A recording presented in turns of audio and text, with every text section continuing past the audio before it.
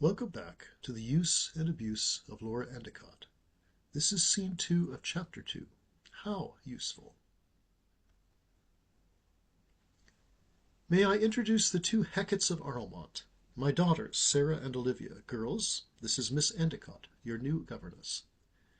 I had to blink, for until that moment there had been no open declaration that I had, in fact, won the position at all, only the indirect mentioning of a contract which I had not yet seen. In that time the two girls had executed perfunctory curtsies. Both were giving me narrow looks, but abruptly the older girl, Sarah, brightened up and exclaimed. "Just so relieved to make your acquaintance," was what she announced with a flourish, and as she spoke she skipped forward, testing the integrity of the hardwood beneath her less than fairy feet, and flung out a hand. I took it and grasped it towards me, and then placed my other hand upon her arm. This appeared to both steady her own nerves, but also ingratiate myself to her. As my sister declared. The younger one, Olivia, echoed with some banality in her tone. I refused to let my eyes disclose any reaction thereto. Girls, I will explain at this juncture that Miss Endicott has my fullest and firmest confidence, and also has, from this moment, complete authority regarding your behavior, if you follow. Yes, father. This was not quite meek, but after all, both of these young ladies were not truly children. Sir Hugh had given their respective ages as 15 and 13, which placed me in a potentially awkward position, being just 5 years senior to the older girl. Sir Hugh raised his eyebrows at his daughters, but they bore up their end, as one might expect the scions of aristocracy, new or old, to accomplish. "Speaking of such authority, miss," Olivia opened with, clearly expecting her older sister to take it up, with a look of chagrin in the direction of her sister. Sarah duly did. "Your predecessor was rather too free with the cane for our taste." "And the yardstick, ruler, pointer. Ah, what else, dearest sister? Livy, enough. Rug beater, candle snuffer. Livy, I said shut it. Miss Endicott is not only beautiful, I am sure she is also a beautiful person." Sarah was not effusive, but neither would butter melt in her mouth. That was something to note. Her younger sister had evidently a penchant not so much for lists, but for amplifying a point beyond what was necessary, perhaps far beyond, but then again, given the topic at hand, perhaps not so far. "I do not myself condone corporal punishment." "What a lark! Excellent choice, beloved father. How about that, Sarah? Oh, neither do we, by the way." Olivia laid that out without any dripping irony. It came across as if it were more a revelation, and indeed, as I paused to respond with some good nature to the girl's opening ambits, I wondered if such a thing, that any adult should be critical of juvenile correction, might well come across to equally any child as a kind of miracle. Even so, with Sir Hugh standing casually by the door, I needed to balance such books, without appearing to be a monster, which was what it seemed my predecessor might well have been. That said, I am not such a saint to be above understanding the satisfaction, however sadistically inclined, felt by the one who administers it. There, that got their attention. But I smiled away my caveat to let them know that if I ever felt the need to resort to such barbarism, that they might imagine that they had themselves only to blame. "Well, then, I suppose we can only blame ourselves if such an honest person as Miss Endicott levels it upon us."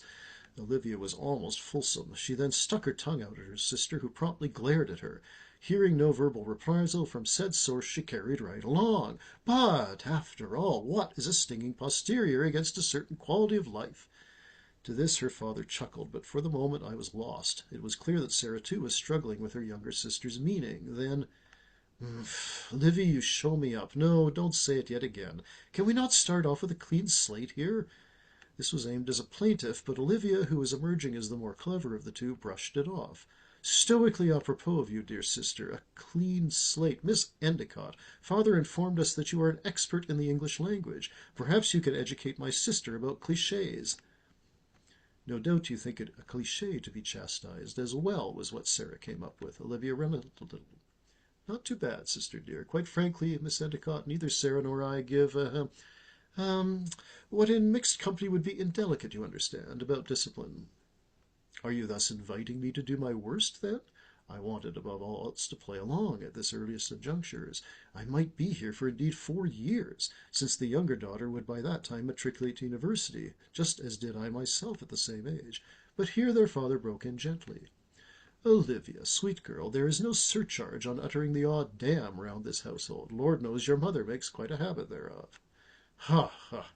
Mother makes quite a habit, father. Habit itself, that is. But bully for you for casting out your finest net, and fishing Miss Endicott out of the open seas. Someone who won't thrash us for mouthing the odd curse, I take it. There are almost 1,000,000 words in the English language, I am told.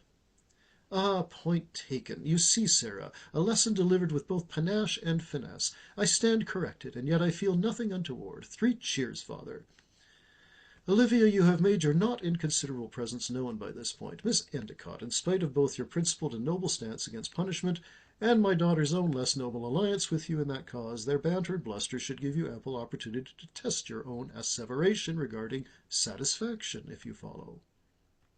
I look forward to it, I replied simply, allowing a bit of a gleam to come into my eyes. That also arrested the duo's attention for a moment, and there was no further reply. May I prevail upon you both to dress for dinner? Their father did not, of course, frame this as a question, but neither did he command. It was more of a kindly exhortation, and this ingratiated me to him just that one bit the more. Sarah actually dipped to her father while curling her lip in a slight dismay, but Olivia was not so forgiving. She gave her father a pointed look, furrowing her brows and narrowing her eyes before trotting off after her older sister. Sir Hugh sighed aloud. I fear that my discerning daughters are cursed not so much with mischief, which may be expected at such an age and thus generally ignored, but rather with a gifted sense of insight and perception, which has confused them, being young. In that it is a tender age to apprehend the problem of how to distinguish gift and burden.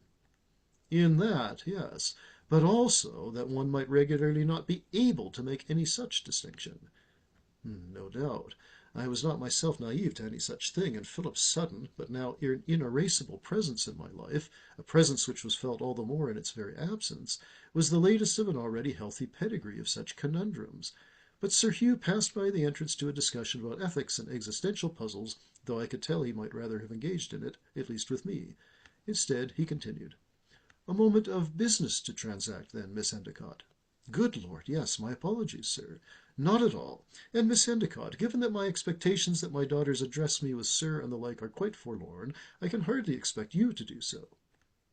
I take your point, Sir Hugh. Just between ourselves, it is Hugh, simply Hugh. Please call me Laura, then, Hugh. I am honored. Now, then, this contract, does it meet with your approval? This was not a thing to be taken lightly, so I gave it some due dignity in perusing it while he rearranged some books. We were, in fact, now in the library, and my heart had taken flight at the sight of it. Whether or not my charges ever graced this space, if indeed they could be said to do so with any space in question, I knew well where I would be spending much of my time when not in the schoolroom upstairs. It is most generous. Might I inquire now as to whether or not you need to ask of me anything further? I should also reassure you, Hugh, that your daughters shall suffer neither indignity nor injury under my tutelage. My dear Laura, the state of their posteriors is entirely their own affair. They know that as well as I do, so please do not trouble yourself on such accounts. I find them amusing. I hope this does not offend you. I, too, find them amusing, though I do not share that with my wife, you understand, nor do I share it too much with the girls themselves. None the less, at some future moment, the both of them must be able to take the reins of this place, or one like it, if any gentleman alive would consider either of them tolerable. I was myself very recently astonished to that regard. Now that is amusing, Miss Laura. You are too kind, Hugh. Most young men find me a tad, well, intimidating? There is no shame there, Laura. You are indeed a very beautiful young woman. Even if I would lie to you, my daughters would not. Ah, no, I dare say not. Then again, I would far prefer to know precisely where I stand with them, and them with me, than deal with subterfuge at any level. That is both correct to morality and to reality. It does, however, open up another limit, which you might hesitate to cross. Oh, as in thus any potential subterfuge would then be shared by myself and your daughters the both. Exactly the point, my dear governess Laura. Exactly the point. Thank you for listening.